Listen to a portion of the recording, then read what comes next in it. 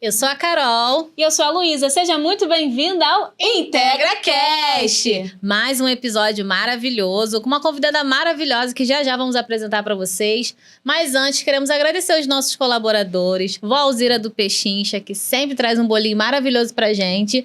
A RR Martins Personalizados, que é quem faz essas canecas aqui do IntegraCast. Inclusive, você pode ter na sua casa, tá? Só deixar o comentário aqui embaixo. Ou pode chamar a gente lá no Instagram, também que a gente vai direcionar você para poder, enquanto vê o IntegraCast, tomar um cafezinho com a gente, um chá, uma água, tá? E também a Nina, que é a nossa social media. Então, sempre grata com os nossos colaboradores que estão sempre aqui deixando o IntegraCast cada vez melhor, né, Lu? E vamos apresentar a nossa convidada de hoje? Vamos agora! Gente, a gente está com uma mulher maravilhosa. Ela é advogada, tem um escritório de advocacia que trabalha com assistência jurídica há mais de 20 anos. Olha que potência, Carol. Seja muito bem-vinda, Priscila Sardella. Obrigada, gente. E Pri, começa contando pra gente um pouquinho da tua história no direito. Como é que foi, assim, essa escolha por ser advogada? Isso era um sonho de criança ou então isso começou aí ao longo da vida? Conta um pouquinho pra gente. Então, inicialmente era um sonho de criança porque eu achava as roupas bonitas. Achava as roupas, olhava assim, esses advogados antigamente usava tailleur, né? Hoje é brega isso, mas antigamente era bonito. E eu falava assim, eu quero me vestir daquele jeito. E aí minha mãe falava que eu enrolava assim, né? Se eu estivesse fazendo alguma besteira, que eu conseguia desenrolar aquela besteira, e aí eu fui indo. Não existe nenhum advogado na minha família, nem conhecidos de família, nem de nada. Então, foi tudo do zero. Sem apadrinhamento, sem favores, sem absolutamente nada. Peguei e fui. Entrei para a faculdade com 16 anos, então, na verdade, eu já estou uns 23 nessa jornada. Nunca quis fazer concurso público, sempre amei advogar, o embate, a guerra, né? Eu sempre gostei disso, então nunca nem pensei em fazer nenhum tipo de concurso público. E as circunstâncias da minha vida, né, ao longo dos 16 anos para cá, me levaram a buscar uma maneira de trabalhar que não fosse como qualquer advogado, ou seja, pegando causas esparsas, né? Eu não tinha como depender daquilo para viver, para crescer, nem nada. E aí eu fui criando aos pouquinhos a assessoria jurídica empresarial que eu faço. Hoje em dia, com a evolução, o nome disso, eles deram um nome bonito, né, que se chama compliance, mas na época isso não existia. E vem ao longo dos anos, assim, os empresários, as pessoas vêm tendo cada vez mais a necessidade dessa assessoria. Porque a gente engloba uma série de matérias, né? A gente engloba uma assessoria que é muito contínua, né? Tem cliente meu que não manda uma mensagem para um funcionário, por exemplo, ou que não manda uma mensagem num caso de divórcio, sem essa mensagem passar por mim. Então, é muito exaustivo, mas como eu gosto muito, deixa de ser exaustivo, mas é gratificante. Então, começou dessa forma. Eu comecei com direito empresarial. A minha ideia inicial nem era vara de família, nem era. A vara de família foi uma área que eu me apaixonei com o tempo, porque eu ganhava a confiança dos meus clientes como pessoa jurídica, né? Então, eu já sabia da vida da pessoa, já sabia do dinheiro, da conta, automaticamente dos problemas dos funcionários, e aí surgia um problema pessoal, às vezes um divórcio, uma guarda de um filho, uma pensão alimentícia, e eles exigiam que eu que fizesse. E eu falava, mas eu não sei fazer. Não, mas você vai ter que fazer, porque você que sabe tudo da minha vida, você que vai ter que fazer. Então, eu comecei, aí eu fiz uma especialização, fiz a pós-graduação e comecei a gostar. Então, essa área acabou entrando de uma maneira secundária, que hoje ela está bem equiparada com a área empresarial em si. Que a área empresarial também não é só o que as pessoas pensam, né? Uma dissolução de sociedade, um contrato social, envolve desde o seu contrato de locação, se você vai alugar um espaço para ter um salão de beleza ou qualquer outra coisa, como o seu contrato de empréstimo bancário, como a forma de contratação dos seus funcionários. Então, é uma coisa realmente ampla. E é bem interessante você trazer isso, Pri, porque eu e Luísa somos empresárias e o que a gente mais vê são mulheres, né? Cada vez mais empreendendo. E aí, mulher empreendendo, assim como homens também, vai surgindo os problemas da vida, né? Enfim, um divórcio, enfim, filhos, enfim, várias situações. E é muito legal o quanto, de fato, o advogado, acho que ele vira meio que quase da família, né? E aí... A gente vira amigo, se faz fala parte. todo dia, toda hora. Meu marido fala, você vai atender o telefone essa hora? Vou, porque eu sei que deve ser algum problema e eu tenho que atender. E é bem legal isso porque você cria essa relação com o teu cliente e até em momentos difíceis como um divórcio, por exemplo, né? Sim. E a gente até queria trazer esse assunto porque como muitas mulheres nos ouvem aqui, é o nosso público, né? E muitas que empreendem devem passar talvez por esse processo. Eu mesma passei, sendo empresária, passei por um divórcio. Então, assim, são situações que às vezes a gente não sabe muito bem o que fazer. Ah, mas eu era casada, como funciona? E o que a gente quer saber de você é qual é o primeiro passo de quem, assim, quer se separar, quer passar por um processo de divórcio, muitas vezes é uma empresária, não sabe muito bem como lidar com essas situações, né? Qual seria o primeiro passo para essa mulher? Eu acho que seria buscar uma orientação correta de blindagem patrimonial. Quando a gente fala em blindagem patrimonial, a gente não está falando de ocultar patrimônio. Alguns sim, mas não é o caso, o foco. Blindagem patrimonial é você prever as coisas antes de uma separação. Até mesmo para você não prejudicar o patrimônio, às vezes, do outro. Às vezes, eu tenho muitos clientes que eu fiz o divórcio, que são divorciados no papel, mas não são divorciados. Mas a gente teve que fazer por conta de blindagem patrimonial. E se você faz isso antes de abrir uma empresa, se você faz isso no início de uma empresa, você tem mais de 90% de segurança jurídica de você não vir a ter problemas futuros, entendeu? Você já vai estar com todas essas dúvidas sanadas desde o início, sabe? Então, eu acho que tudo é uma questão de como fazer, de estratégia mesmo, de preferência desde o início. Mas tem muitas empresas que surgem, né, no escritório, muitas, a grande maioria, depois de já ter esse tipo de assessoria de outros escritórios, mas não é uma assessoria tão direta, né? Ou não é uma assessoria tão interpessoal, é aquela coisa mais burocrática, né? E muitas vezes, eu digo muito isso, o advogado, principalmente na área de direito de família e na área de empresa, ensino, não vou me restringir ao termo de direito empresarial por questões técnicas, às vezes uma orientaçãozinha mínima vai evitar um problema gigantesco. Então, é por isso que eu acho muito importante o trabalho dessa forma. E, assim, as empresas que estão comigo, a grande maioria estão há mais de 10 anos.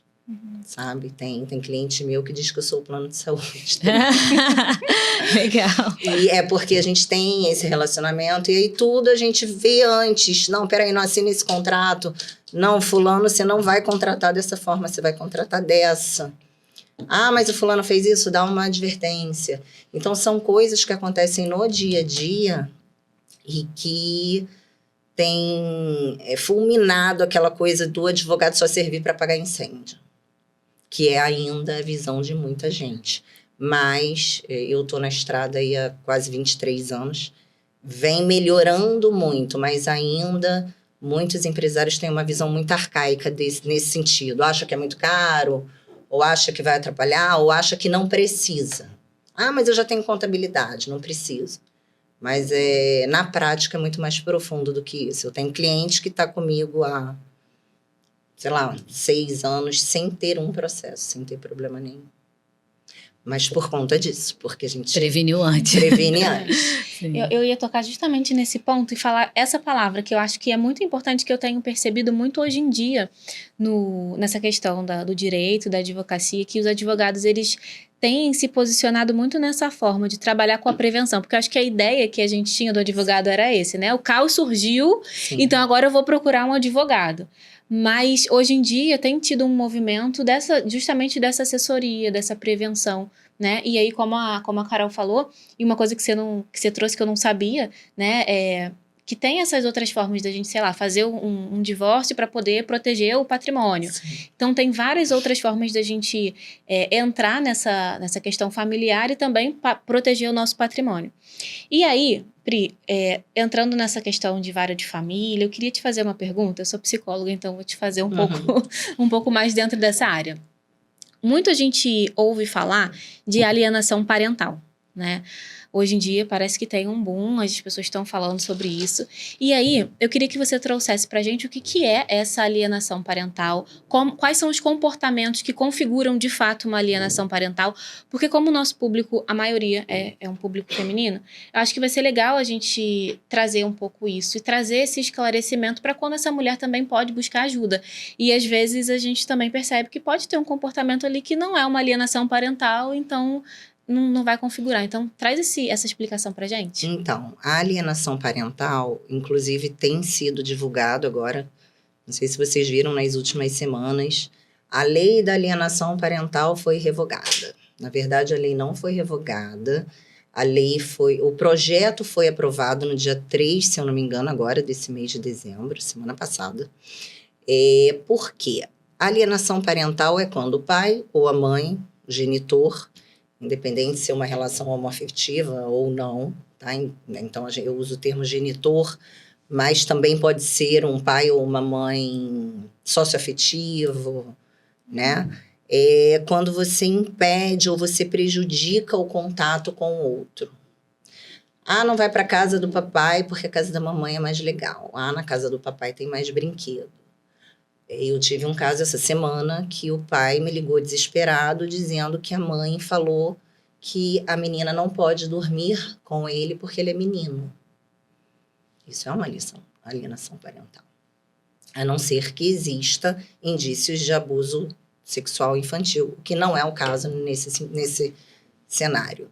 Então, a alienação parental, ela tá desde não dorme na cama do papai, ou a mamãe é feia, a casa da mamãe é mais legal, ou a pessoa inventa uma festinha no dia da convivência, enfim, são vários fatores. E aí vocês perguntam, isso é tão importante existir? Porque isso a gente vê no dia a dia. A gente vê pais e mães que usam, inclusive, a Lei Maria da Penha, que é um assunto até legal para a gente falar, indevidamente, né, para poder privar aquela criança do contato com aquele genitor ou genitora. Então, assim, esse projeto, por que ele surgiu? É uma dúvida de muitas pessoas. Por que vai acabar a lei? Porque existiu também um outro lado. Qual que é esse outro lado? A maioria, infelizmente, né, são casos de pais que praticam abusos sexuais contra a criança e a criança ela começa a não querer ir para casa daquela pessoa. E aí a criança conta para a mãe, às vezes só para a mãe, só para a avó, só para um tio. E o pai vai lá e acusa a mãe de alienação parental. E existe uma regulamentação de visita, você não pode impedir. A criança vai, muitas vezes chorando, muitas vezes contra a vontade dela. A justiça acaba não... A justiça, ela está sempre muito abarrotada. Então, eu costumo dizer que se você não tiver um advogado literalmente infernizando os cartórios, a coisa não anda. Eu tenho uma equipe que praticamente a função é infernizar cartório. E ainda assim, as coisas demoram, né? Então, começou a acontecer muito isso, muitos crimes de abuso sexual com o véu da alienação parental. Então, isso está em análise, é uma coisa que, no meu ponto de vista, ainda vai ser muito estudada, até ser aprovado. Eu acho que vai existir a lei, mas muita coisa vai ter que ser mudada, porque, da mesma forma que ela é muito boa, ela também acaba sendo muito prejudicial para determinadas crianças. Mas a alienação parental é isso, né? A gente tem casos que a gente pede aplicação de multa, mas essas questões familiares são muito difíceis de provar, né? Porque é o dia a dia, é o bate-boca do pai com a mãe. Eu, lógico, sempre oriento a ter tudo por escrito, mas o coleguinha lá também orienta isso. Então, é muito peculiar, é uma coisa que é muito de cada caso, entendeu? Mas eu, particularmente, acho que muita coisa tem que mudar, sim. Sim. E acaba que você, como advogada, você ainda tem que ter esse olhar, não só um olhar, assim, jurídico, né, profissional, mas ter um olhar, como você falou, interpessoal, Sim. humano, né, para entender a situação, talvez. Um exemplo hipotético, vamos dizer que até a mãe esteja errada na situação, né? Eu já tive vários casos até da mãe chegar para mim e falar: não, doutora, porque isso está errado, porque não pode, porque eu não vou deixar. Aí mostrar um arranhãozinho desse tamanho. Porque olha aqui, meu filho chegou machucado. Olha só, meu amor, ele caiu no parquinho, é normal, criança se machuca, criança é isso. Assim como o pai ou a mãe, isso pode acontecer com qualquer pessoa. Então, a gente tem que ter muita noção, sabe? Tem que ter caráter, tem que ter noção, tem que ter uma parte muito humana da advocacia para isso. Porque a verdade é que o advogado, ele só quer a maioria, né? Só quer o seu dinheiro e tchau. Vai pegar, vai fazer seu processo. Ah, mas a criança caiu. Tá. Ah, mas ela me chamou de feio. Tá. Então, a gente tem que ter muito esse cuidado, porque às vezes é a falha em uma orientaçãozinha dessa que vai estragar, muitas vezes, o convívio daquela família toda. Eu tive uma audiência, não foi nem no estado do Rio de Janeiro, que a briga era por causa da tia. Que a mãe não queria que a tia tivesse contato. Então, se a mãe tem um problema com a tia, isso é um problema da mãe, sabe? A não ser que aquilo seja prejudicial à criança, não tem nada a ver. Então, a gente conseguiu, num acordo, junto com o Ministério Público, com a juíza, com todo mundo, fazer a tia também ter o direito de visita daquela criança. Então, assim, são casos que eu ficaria aqui falando Para sempre, né? Para todo sempre. E eu acho que dentro dessa área, né, Pri, tem que ter muito essa humanidade mesmo. Eu lembro de uma pessoa que eu conversei há um tempo atrás, era um pai, e ele falou que ele já tinha aberto mão da guarda dos filhos porque ele não aguentava mais ser acusado o tempo inteiro pela esposa de coisas que ele não fez. E isso prejudicava os filhos, né? Então, Sim. Os filhos estavam sofrendo. E ele falou, eu não aguento mais ver meus filhos sofrerem. Então, eu preferi abrir mão da guarda. E o quanto que isso impacta a vida da pessoa, né? Eu tive, só esse ano, 2 casos de pais. Eu advogo, na verdade, eu não sou nem feminista, nem o contrário. Eu sou a favor da justiça, sabe? Eu acho que a gente tem que ter muita noção, muita realidade.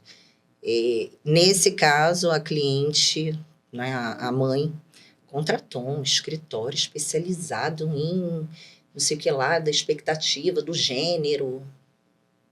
E não tinha fundamento legal nenhum para isso. Então, a questão mesmo era só afastar o pai da criança. E teve um dia que ele chegou para mim e falou, olha, eu não aguento mais. Eu te pago, gasto dinheiro, faço isso. Eu só queria poder ser pai, mas a justiça... Eu falei, calma, que vai chegar seu dia. Calma, que vai chegar seu dia. Se eu mostrar para vocês o meu telefone hoje, vocês vão ver a quantidade... Ele sempre manda foto das visitas e tal, e ele fala, muito obrigada por você não ter deixado eu desistir. Demorou mais de 1 ano. Mas a gente conseguiu fazer todos os estudos psicológicos nas crianças, nele, na mãe, na família, em todo mundo. A gente conseguiu provar que aquele contato é muito importante para todos eles, né? E, graças a Deus, a gente conseguiu ganhar, enfim. Né? Acho que não é uma questão de ganhar ou perder. Eu acho que é uma questão de entregar para aquele menor o direito de estar tanto com a mãe como com o pai, né? Sim, com certeza. Mas tem muitos casos que o pai, às vezes, nem entra. Ele desiste, porque a mãe... É uma guerra tão grande que o que acontece? A pessoa, às vezes, cria outra família, arranja outro filho. E não é que ele não ame aquele filho, não é que ele não queira aquela criança. Eu vejo casos assim. E que aí a outra parte fala assim, não, mas ele não tá nem aí pro filho, ele não ama o filho. Mas é que a guerra é tão grande que às vezes a pessoa não tem condições financeiras, psicológicas, aí já tá com outra família, e a pessoa, o tempo passa. E se perdeu aquele elo por causa disso. Então, realmente é uma coisa muito peculiar. A gente tem que ser um pouco psicóloga, entende? Tem que ser. Por isso que a gente se torna amigo. Não tem como você não ter uma proximidade maior nesses casos. Não tem como... Eu, por exemplo, não advogo nesses casos, assim, por processo, por contrato. Porque não vale a pena, você vai me ligar todo dia.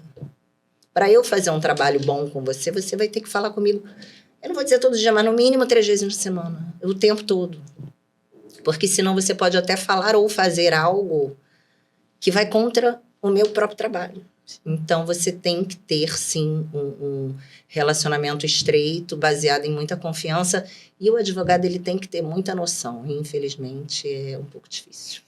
Nossa, eu brinco com as minhas pacientes, que eu tenho muitas pacientes advogadas, eu falo, cara, eu admiro muito vocês pelo psicológico de vocês mesmo. Tem que fazer uma terapia, né, também. Eu já fiz, já. Porque é muitas situações, eu sei que vocês olham com olhar jurídico, mas não tem como isso não ferir um pouco a humanidade de vocês, impactar a humanidade de vocês. Quando eu comecei na área de direito de família, eu me tornei uma pessoa um pouco descrente. Da vida, de relacionamentos, de pessoas.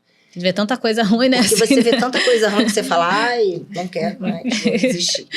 E aí eu passei por um problema pessoal, mais ou menos nessa mesma época, inclusive, e aí que lascou, né? Então eu fiz uma terapia para aprender a... Não é ser mais fria, mas em primeiro lugar, separar os meus casos profissionais dos pessoais, que é difícil, e a você ser totalmente imparcial. Eu não faço nenhum divórcio se eu não ouvir as duas partes. É uma regra, eu não faço. Então, se você chegar, faz o meu divórcio aqui, qualquer advogado vai pegar, vamos fazer, tá? É tanto, pronto, eu entrei na justiça, acabou. Eu não faço se eu não ouvir outra parte. Porque eu posso estar estragando, às vezes, uma família. Não é estragando uma família no sentido do casamento, porque existe o casamento, mas existe a família que, mesmo com o fim do casamento, ela vai existir para sempre. Então, o advogado, ele tem essa responsabilidade que muitas vezes ele nem sabe de que ele pode estar estragando ali uma família que, independente do relacionamento, ela pode viver bem. E muitas vezes ele, só por ser técnico, não é nem que ele está errado, mas se você ficar só na técnica, você pode sim prejudicar muita família, filhos, enfim. Sim. E a questão, assim, da guarda, né? O que, eu vou falar assim, na minha visão, totalmente, não sei nada de jurídico. A gente sempre entende que é da mãe, né? Separou, a guarda é da mãe. Mas, na prática, na justiça, como isso funciona, né? Quais são os critérios que são... Os tipos de guarda também, os tipos de guarda também, os critérios que são usados. Então, de um tempo para cá, já tem anos isso, a guarda, regra geral no Brasil, é a guarda compartilhada. Mas isso trouxe e traz muitos problemas ainda até hoje, né? Porque, primeiro, que tem muita gente que confunde. A guarda é compartilhada, mas e a pensão? Uma coisa não tem nada a ver com a outra. A guarda pode ser compartilhada, mas a criança tem que pagar a escola, plano de saúde, comer, se vestir. Então, tem que ter a pensão estipulada. E, como eu falei anteriormente, a regra geral é guarda compartilhada.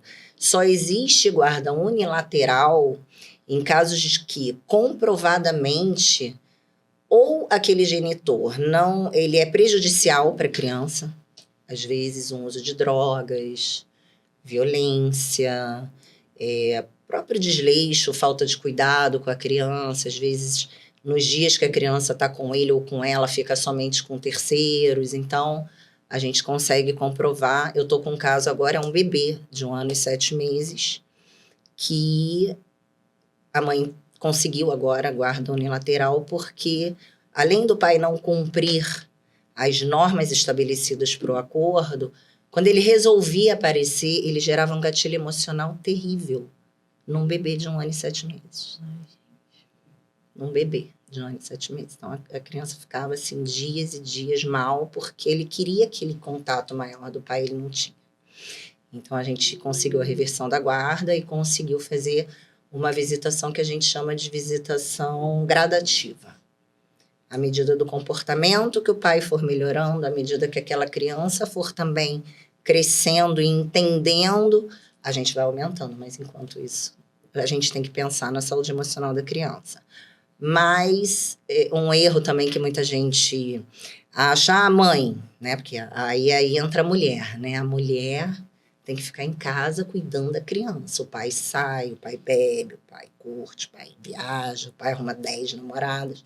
Mas se a mãe arrumar, ela é o nome que vocês já Aquela sabem. palavra que já vem direto na cabeça. Palavrinha que vem na mente. Sei. Então, a mãe não pode, mas o pai pode.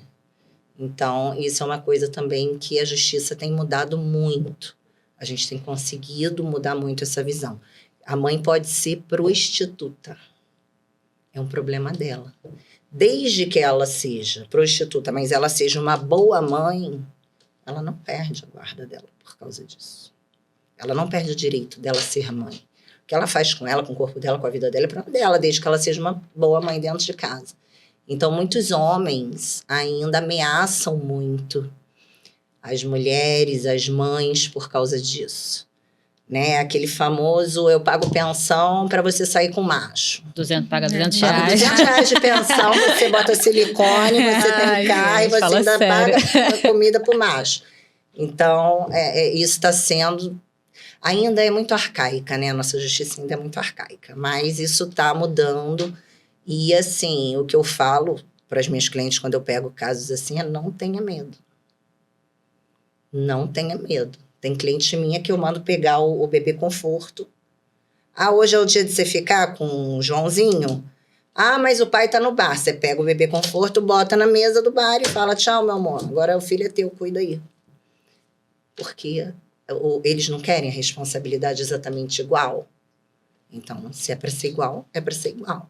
Então, a mãe não tem que ter esse medo. Ai, mas se eu fizer isso, eu vou perder a guarda porque eu tô largando o meu filho.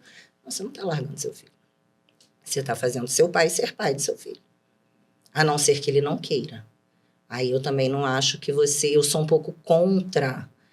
Aí já é uma questão pessoal minha, tá? Eu sou um pouco contra algumas mães que querem impor multa em caso de visitação, porque isso existe. Mas eu acho assim, você também vai impor uma multa para o pai ver teu filho? Se o cara não quer. Se você precisa chegar nesse nível... Será que vale a pena também?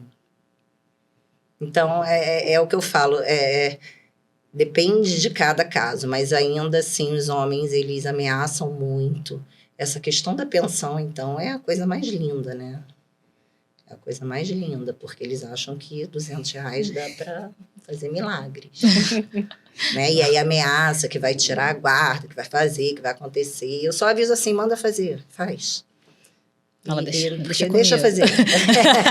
Deixa fazer, que no final vai ver que não é isso. Que você gastou tempo, dinheiro, energia numa coisa que você poderia ter resolvido muito facilmente. E Pri, tem se eu não me engano, é um projeto de lei agora, né? Para as falsas denúncias de mulheres. Sim. É isso mesmo? Sim. Como que isso está funcionando? Como que isso está tramitando? E...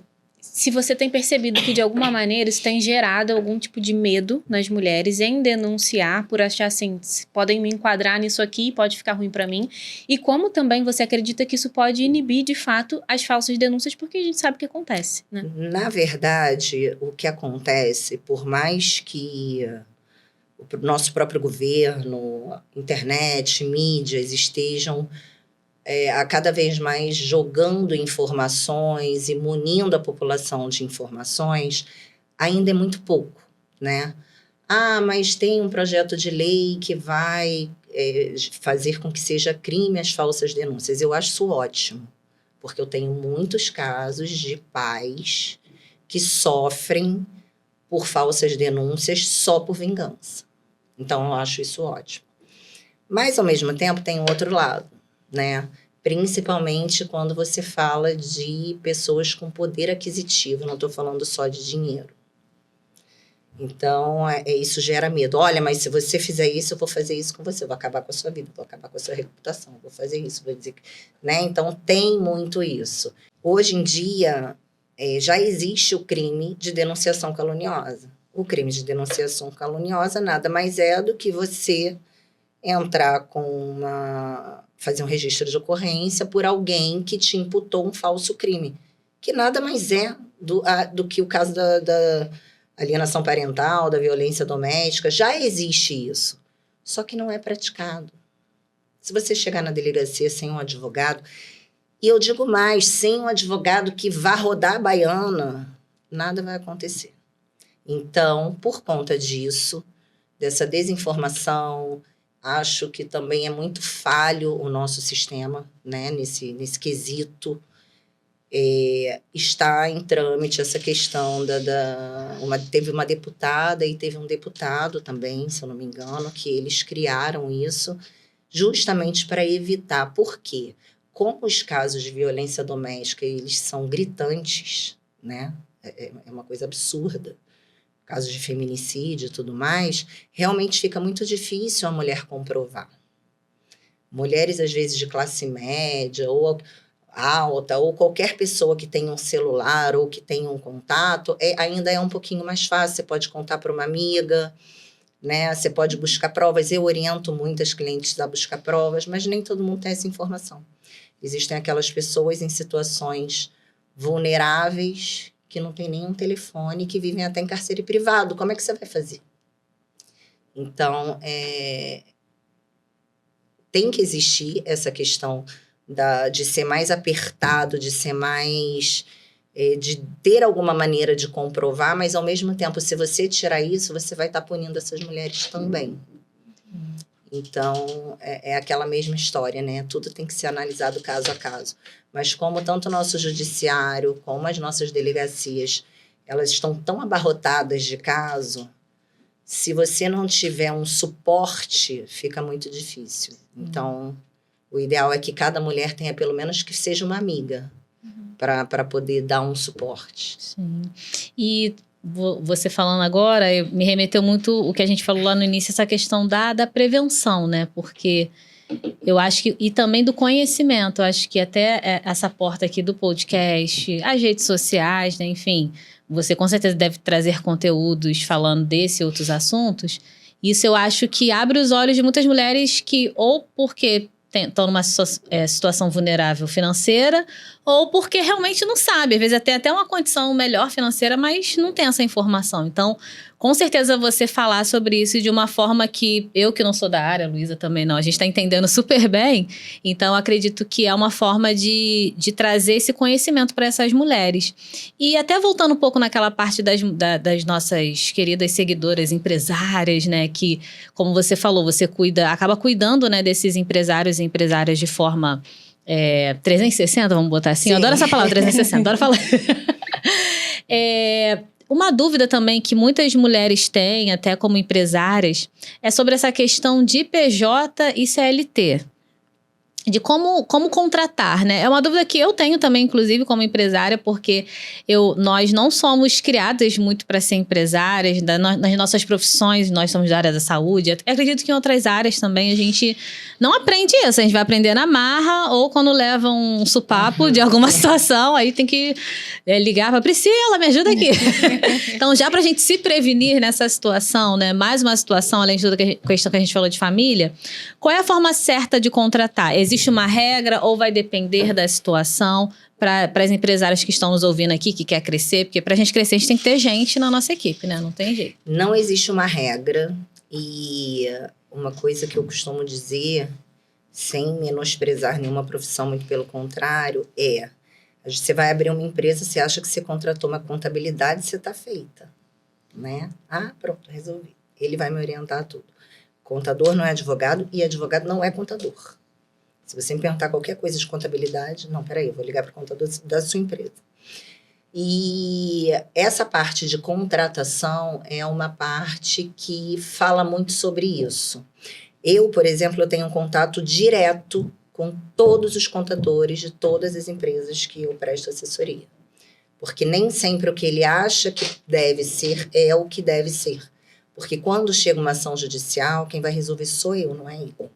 Né? Então, essa parte de como contratar, com a reforma trabalhista, quando surgiu o MEI, o famoso MEI, muitas empresas começaram a demitir funcionários e contratar os funcionários como MEI, como CNPJ, porque é muito menos custoso, né? Mas cada caso ele tem que ser analisado individualmente. Por quê? Não são todas as profissões que você pode contratar como MEI, ou como prestador de serviço, ou como contrato intermitente, porque existem várias maneiras de contratação.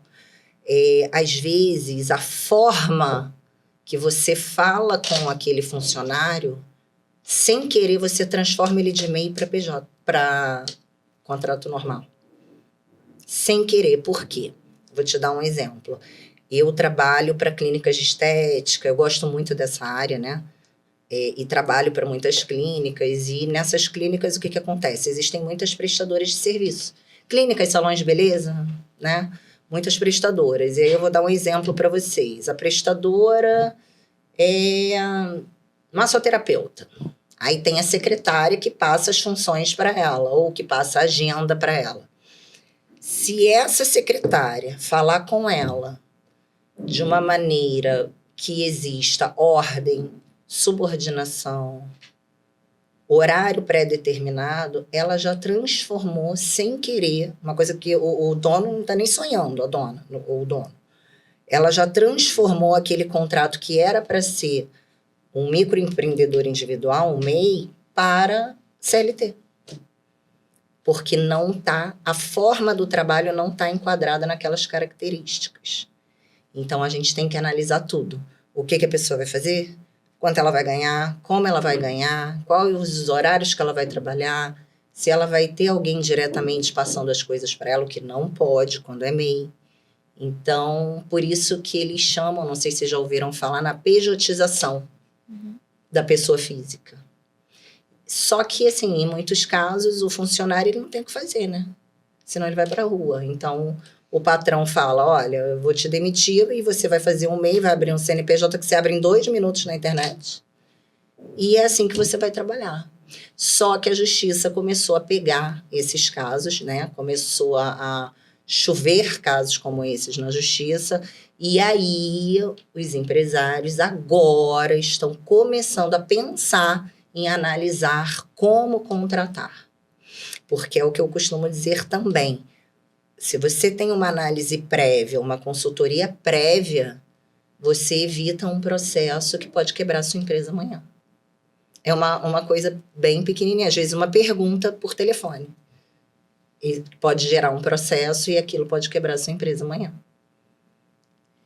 É isso. E eu acho que até mesmo para proteção do próprio funcionário também, né? Hoje em dia, com essa pejotização, teoricamente, né? Não sei se eu tô certa, mas financeiramente eu percebo que alguns profissionais ganham porque o outro lado não tem tantas despesas, mas também perdem em questão de direito, né? Sim, porque o funcionário que é CLT, ele tem uma série de direitos trabalhistas, né? Como férias, 13º, auxílios, maternidade, doenças, que o MEI, que o próprio nome diz, é um microempreendedor individual, não tem. E assim, como o MEI, existem também outras classificações, outros tipos de contrato, então ele perde, sim, o direito a isso. Só que é aquilo, né? Muitas vezes é o que resta. Né? No mundo que a gente vive, onde existe ainda uma escassez de emprego muito grande, é a maneira que ele tem. Mas, se ele estiver bem informado, ele pode chegar para o patrão dele e, pelo menos, tentar conversar e tentar... Por isso que essa questão da informação é muito importante. É muito importante. E tem muitos casos também de clientes meus que fazem sem saber que está fazendo errado. Muitos já fizeram sem saber, mas eu não sabia. Então, vamos consertar. Uma outra coisa que é um detalhezinho muito simples que eu oriento os meus clientes a fazer aí voltando lá no contador, né? Você contratou, eu contratei você. Aí a contabilidade fez aquele contrato padronizado, contrato de trabalho, experiência, tanto tempo. Mas o que você vai fazer dentro daquela função? Nem você sabe. Nem ele sabe. Então, muitas vezes, o próprio patrão e o funcionário, eles não sabem o limite do que ele pode ou não fazer. Então, eu, particularmente, na minha assessoria, eu gosto sempre de fazer um termo de aditamento explicando. olha, o seu CBO, que é o nome que a contabilidade dá, a classificação daquele funcionário é de secretária. Mas olha, a secretária faz isso, tá?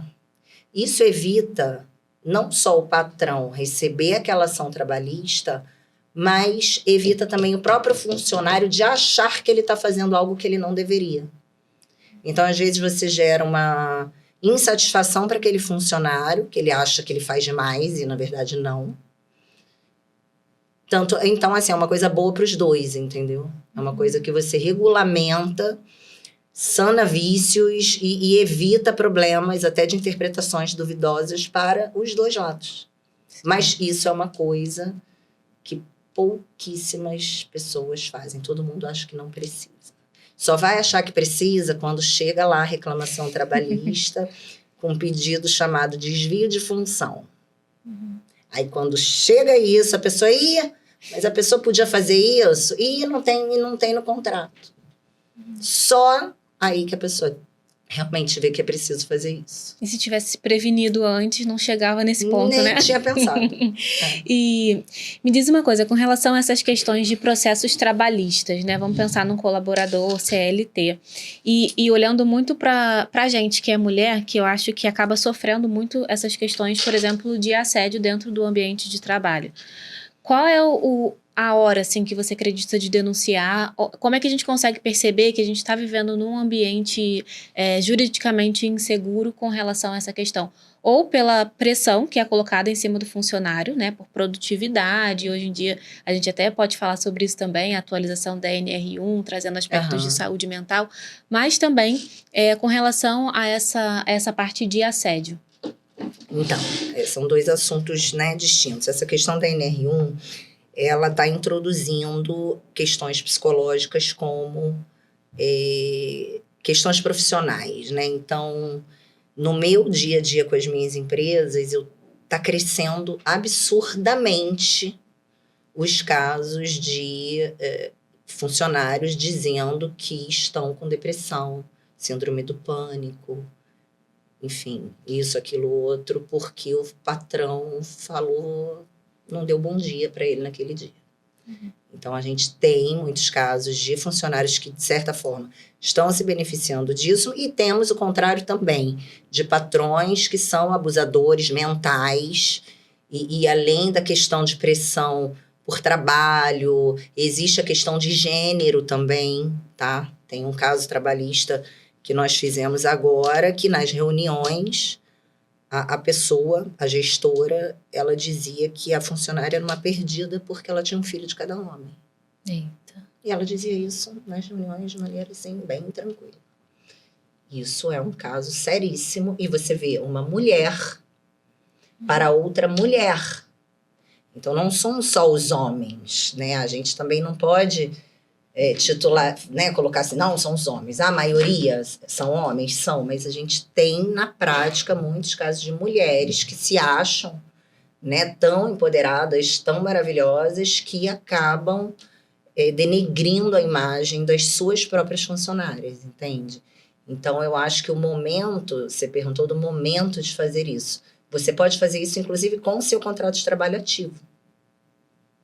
Você não precisa esperar ser demitida ou pedir demissão para fazer isso. Basta que você reúna provas, porque aí, nesses casos, você tem que ter provas.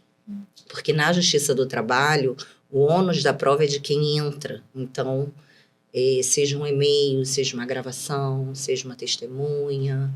Aí é muito importante que, se você estiver vivendo uma situação dessa, você busque uma orientação prévia. Porque às vezes você vai agir no impulso, mas você não vai ter prova. Então, a gente tem que agir um pouquinho mais com a razão do que com a emoção. E às vezes a pessoa, né, quando acaba agindo por impulso, acaba sendo até colocada como a louca, a histérica, né, do local. Não, mas não foi isso tudo. Mas não foi bem assim, né? Talvez até não no sentido do outro lado se proteger. E eu acho que é muito, muito válido você falar sobre isso, né? Eu já atendi diversas pessoas, e principalmente mulheres, que já passaram por situações de assédio, né, dentro do ambiente de trabalho. E como isso, de fato, né, é prejudicial para a saúde mental. Sim. A gente vê o número de afastamento, obviamente, algumas pessoas se utilizam disso até por ser algo subjetivo, né? Mas a gente vê que também existe esse outro lado que é muito sério, que é muito danoso. E a gente vem de uma cultura que coloca muito a mulher nesse lugar de que a gente não pode falar, a gente não pode se posicionar. Então a gente acaba ficando com medo também, né? Com medo de denunciar. Então, é importante que a gente faça isso, mas é importante a gente saber fazer, a gente buscar essas orientações. Sim, né? sim. Porque você buscando uma orientação prévia, às vezes você vai ter ali 15 dias, um mês, um tempinho para você colher as provas que você precisa. E se você faz no impulso, na emoção, você pode perder isso. Às vezes é uma conversa do WhatsApp que eu oriento que você vai lá, exporte e guarde aquilo. Às vezes é uma testemunha, uma amiga, enfim, uma pessoa do trabalho que você conta. E aí a pessoa começa a perceber aquilo e você pode contar com essa pessoa no outro dia. Às vezes é um e-mail que você pode mandar de forma proposital para ter aquilo como prova. Então, a orientação prévia é crucial nesses casos. E é uma situação muito difícil, né? Porque a gente sente medo, né? Medo de falar, medo do que vão pensar, medo dos desdobramentos, medo Sim. de ser mandado embora, porque muitas mulheres precisam daquele emprego ali. Então, é muito difícil, né? Sim, é muito difícil. Por isso que é aquilo, né? Cada caso, ele tem que ser analisado de maneira individual. É muito fácil, eu vejo isso também. Eu fiz o meu Instagram de trabalho há pouco tempo. E foi uma questão que eu tinha uma resistência. Porque o que a gente vê de asneira é uma coisa absurda. E muitos clientes meus me encaminhavam, assim, né, no direct. Olha aqui, ó, o advogado falou isso. Ó, agora eu posso isso. Só que você, quando passa uma informação, é muito difícil você passar ela de forma completa. Ou você passar ela de um contexto em si, da Maria, do João. É muito difícil. Então, as pessoas acabam... Isso é muito bom, a informação, mas eu acho que as pessoas, os advogados principalmente, eles deveriam ter mais cuidado em sempre falar a palavrinha mágica. Cada caso tem que ser analisado de forma individual. Porque nem sempre aquela situação geral cabe para você da mesma forma que cabe para você. Entendeu? E hoje, para ter venda, para vender... TikTok, aquelas coisas engraçadas, aquelas coisas que todo mundo quer ouvir, todo mundo fala para ter seguidor. Porque todo mundo quer ouvir. Então, você passar uma informação de qualidade é muito difícil. Eu, quando contratei o meu marketing, eles me perguntaram, fala aí alguns advogados que você tenha como referência. Eu fiquei... Peraí. Aí, cara, não tô falando mal das pessoas, não é isso. Até porque eu sei que é uma coisa também que eu venho, né, aprendendo, porque, né, eu já tenho uma certa idade. Então, eu venho aprendendo que é importante essa questão da rede social, que o mundo virou isso e tal, mas eu sempre fico pautando muito na necessidade de como passar aquela informação. Porque você pode plantar uma sementinha tanto do bem como do mal nas pessoas. E isso eu vejo diariamente. Que eu fico assim, gente, mas como é que essa pessoa fala desse jeito? Mas vende, é o que o povo quer ouvir. Sim. Então, viraliza. Né? E a gente esquece que nem tudo serve para todo mundo. Né? É muito difícil na internet a gente dar contexto a algumas coisas. É muito difícil. Porque às vezes eu posso falar uma informação que pode fazer sentido para Priscila, mas por causa da Carol já não vai ser. Então, cabe o outro lado também fazer essa interpretação. Né? E que é difícil hoje em dia. A gente vê aí na internet, principalmente nos comentários, que as pessoas não estão mais sabendo interpretar nada. Interpretar texto, interpretar nada, né? Que dirá uma questão jurídica. Sim. Então... realmente fica difícil. É o famoso causa-ganha, né? Não, olha, eu vou te passar esse caso aqui que é causa-ganha, que eu já vi na internet. E eu já vi que a advogada fulano, sabe fulano, já falou que é causa-ganha. Então, ó, tá aqui, ó. Gente, se nem os juízes com a mesma lei pensam da mesma forma. Então, assim, é muito complicado, assim. O dia a dia se torna muito mais complicado. Mas, entre não ter a informação, é melhor a gente ter a informação e depois buscar a veracidade dessa informação.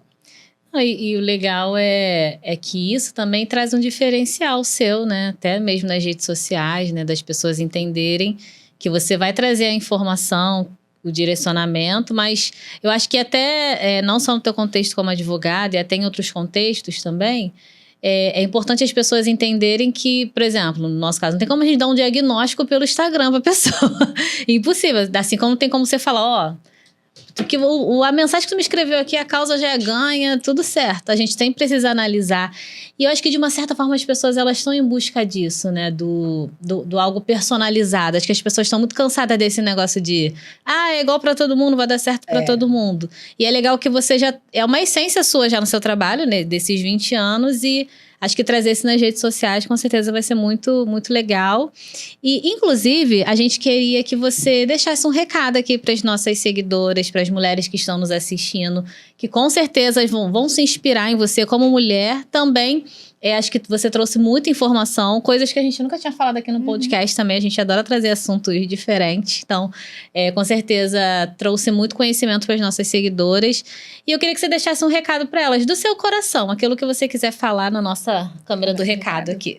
Eu acho que, assim, no sentido das mulheres, né? Que elas não precisam ter medo. Mas que antes disso, elas busquem algum tipo de orientação. Nós temos aí, o governo ele disponibiliza setores para violência doméstica, tem as delegacias, tem os próprios advogados dativos, tem a Defensoria Pública, sempre tem um coleguinha ou outro na rede social que vai poder te ajudar. Então, assim, ao invés de ter medo, busque informação previamente, para que você não perca o time da prova. Isso é muito importante e isso vale para qualquer área do direito, né? Vale para a área de direito de família, vale para as empresas, para o funcionário, para o patrão, enfim, basicamente isso. Para todo mundo. Pri, muito obrigada por ter vindo até aqui, ter trazido todo o conhecimento pra gente. A gente está muito feliz de ter te recebido aqui. Com certeza a gente quer muito que você volte, que tem vários outros assuntos pra gente falar. Eu falo que toda entrevista que a gente faz aqui abre uma caixinha de Pandora, né? Vai surgindo outros assuntos. Já pensei em várias coisas aqui para perguntar, de outros assuntos, que dá um outro podcast. Então, a gente é muito grata a você estar aqui com a gente, ter confiado aqui no nosso trabalho também de trazer essa informação. E é isso, né, Lu? É isso, Pri. Muito obrigada. Quais são as suas redes sociais para o pessoal te seguir? @assessoria P. Sardella. A gente vai botar aqui na descrição também. Eu tô tentando melhorar, colocar mais coisas. Você tá no Instagram? Tô tentando. Tá no Instagram? Tá mais alguma rede social? TikTok também. Então é isso aí, gente. Já busca a informação certa. Eu já percebi que ela é das minhas, né? Vamos postar mais. Gente, a gente vai deixar aqui na descrição do vídeo, tá bom? Então, já segue a Pri. Nossa, surgiu alguma dúvida, manda lá na caixinha de pergunta, manda no direct, que eu tenho certeza que ela vai poder te ajudar também. Curta, comente, compartilha. A gente sempre posta os nossos cortes nas redes sociais também. Então, no nosso Instagram, nosso TikTok. E estamos no Spotify. Então, vai pra academia, coloca o fonezinho, vai escutando um podcast. Porque você pode aprender muito mais coisa também. E hoje a gente fica por aqui. É isso, gente. Tchauzinho. Tchau, tchau. Tchau.